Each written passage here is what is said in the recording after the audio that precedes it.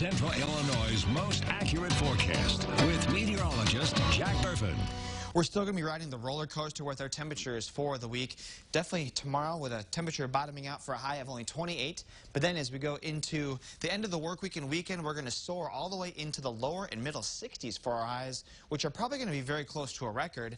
And even though we are taking a giant 20-degree drop from Saturday to Sunday, we're probably going to be spending a bit more time above normal with our temperatures. So it may be a little bit of a different pattern here going later on into December compared to what it was for November, where a lot of that was spent below average. But it's been a very clear now at this point and very windy day. Here's a view from Champaign on our Adams Memorial's weather camera on our Flooring America on it, which is typically one of our very solid cameras, and you've got that thing moving around all over the place right now thanks to the strong northwest winds. Storm tracker Doppler in the satellite, nice and quiet for us. The cold front has already passed by, so that's why we're dealing with the strong winds, but it's all kind of filtered out, all the rain showers and even some storms that parts of the state saw yesterday. So we had rain showers yesterday, last night into this morning, and some storms that were likely even some tornado reports across southern Illinois. And then there's been more severe weather across Tennessee and Kentucky early this morning, but that front is obviously far enough away from us now to where we're just going to be looking at windy conditions and cold conditions for the rest of today.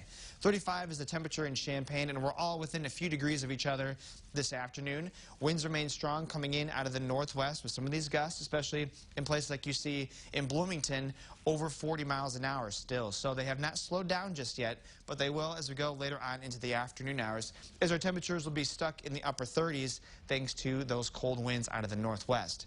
We're looking at our trash can forecast to still be that level down the street for today because those gusts close to around 40 miles an hour. But like I said, the winds will slowly begin to subside by this evening, and then by tomorrow, even as early as tomorrow morning, we're likely looking at southeast gusts to be pretty light at only 5 to 10 miles an hour. Then for tomorrow, or tonight I should say, we'll drop down to a low of 17 with generally partly cloudy skies. Tomorrow is the 80th anniversary of the Pearl Harbor attacks, and so it's kind of always interesting with these major events with World War II to kind of look back at the forecast. So the thing that's kind of different between this one and the other very important forecast, which would have been for D-Day, was that the D-Day forecast to storm Normandy was really dependent on the forecast, whereas this one was not. The Japanese forces came across the entire ocean, so they were going to attack us no matter what. It was, you know, as we know, it was a sneak attack, so it really was not going to be much of a factor if it was a bad forecast or not. The thing is, though, it was actually a beautiful day 80 years ago tomorrow. Temperatures in the morning when they started the attack was 73 degrees, and it was noted that visibility was good for those Japanese aircraft to target our Pacific Fleet. The 80th anniversary tomorrow forecast, much different, cloudy with chances for rain showers, but ironically, the temperature is still of 73 degrees tomorrow morning.